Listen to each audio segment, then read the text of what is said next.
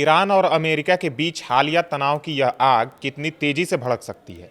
क्या ट्रंप की 10 से 15 दिनों की अल्टीमेटम सच में युद्ध की शुरुआत कर देगी, या ईरान की चट्टानी मजबूती इसे डिप्लोमेसी की जीत में बदल देगी? आज दुनिया इसी सवाल पर सांस थामे बैठी है, क्योंकि कल ही ट्रंप ने फिर से बहुत बुरे परिणामों वाली धमकी एक बार फिर से दी है। लेकिन ईरान ने न सिर्फ मुंह मोड़ा, बल्कि अपनी ताकत और इरादे को और मजबूत दिखाया है। मिडिल ईस्ट में भीषण जंग के बादल मंडरा रहे हैं। ऐसे वक्त में जब लग रहा है कि किसी भी क्षण अमेरिका और ईरान की भिड़ंत हो सकती है, तब आखिर ईरान सुपर पावर का मुकाबला करने के लिए कितना तैयार है? आखिर supreme leader ayatollah Ali Khamenei का इस संकट के समय से निपटने की क्या रणनीति है? अगर जंग हुई तो ईरान आखिर कैसे अमेरिका का सामना करेगा, जानेंगे इस वीडियो में। नमस्कार, मैं ओमकार पांडे और स्वागत है आपका न्यूज 18 राजस्थान के डिजिटल प्लेटफॉर्म पे। ईरान आज एक ऐसे दौर से गुजर रहा है जहां अमेरिका की धमकियां उसके हौसले को और मजबूत बना रही हैं। कल ही अमेरिकी राष्ट्रपति डोनाल्ड ट्रंप ने ईरान को एक बार फिर चेतावनी दी कि अगर न्यूक्लियर डील पर 10 से 15 दिनों में कोई समझौता नहीं हुआ तो बड़े हमले हो सकते हैं। लेकिन ईरान की तरफ से मजबूत जवाब आया है। Supreme leader ayatollah Ali Khamenei ने साफ कहा है कि ईरान का न्यूक्लियर प्रोग्राम शांतिपूर्ण है और बैलिस्टिक मिसाइलें उसकी सुरक्षा के लिए जरूरी है। अमेरिका का इसमें कोई दखल नहीं है। खामेनेई का यह बयान ईरान की आत्मनिर्भरता और चट्टान जैसे इरादे को दिखाता है, जहां वह बातचीत के लिए तैयार है लेकिन अपनी संप्रभुता पर कोई समझौता नहीं करेगा। न्यूयॉर्क टाइम्स की एक रिपोर्ट बताती है कि खामेनेई ने युद्ध या किसी भी खतरे की स्थिति में देश की सत्ता को मजबूत बनाने के लिए प्लान तैयार किया है। उन्होंने अपने टॉप एडवाइजर अली लारिजानी को ज़्यादा पावर दी है, जो ईरान की राष्ट्रीय सुरक्षा काउंसिल के सेक्रेटरी हैं।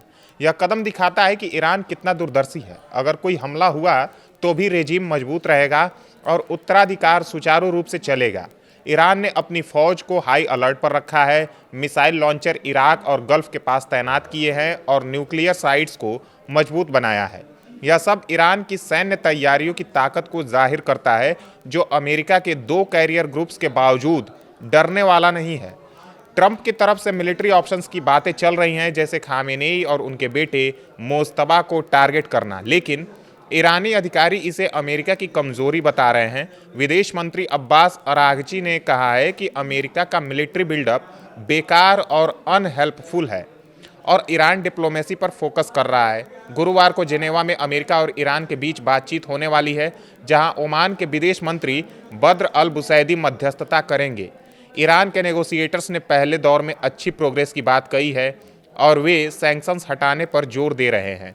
यह दिखाता है कि ईरान शांति का पक्षधर है, लेकिन अपनी शर्तों पर, जैसे कि टोकन एनरिचमेंट की इजाज़त मांगते हुए, जो हथियार बनाने लायक नहीं होगा।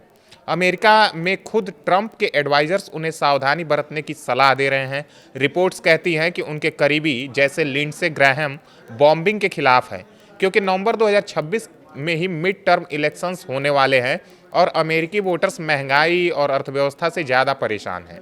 अगर युद्ध लंबा खिंचा तो रिपब्लिकन पार्टी को नुकसान हो सकता है।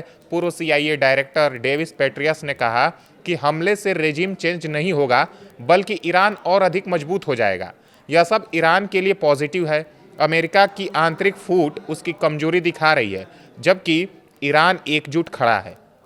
ईरान में कुछ प्रोटेस्ट्स की खबरें हैं, जैसे तेहरान की यूनिवर्सिटी में छात्रों का प्रदर्शन, लेकिन रेजिम इसे हैंडल करने में सक्षम दिख रही है। खामेनेई ने 47 सालों से अमेरिका की कोशिशों को नाकाम बताया है और कहा है कि ईरान की जनता और फौज मिलकर किसी भी चुनौती का सामना करेगी। ईरान के सहयोगी जैसे हिजबुल्लाह और हूती भी तैयार हैं, जो क्षेत्रीय स्तर पर उसकी ताकत बढ़ाते हैं। कुल मिलाकर ईरान न सिर्फ धमकियों से अडिग है, बल्कि डिप्लोमेसी और डिफेंस दोनों मोर्चों पर आगे बढ़ रहा है। अगर डील हुई तो शांति का रास्ता खुलेगा, वरना ईरान अपनी ताकत से दुनिया को दिखाएगा कि वह कमजोर नहीं, बल्कि एक मजबूत स्वतंत्र राष्ट्र है, जो अपनी सुरक्षा खुद संभाल सकता है।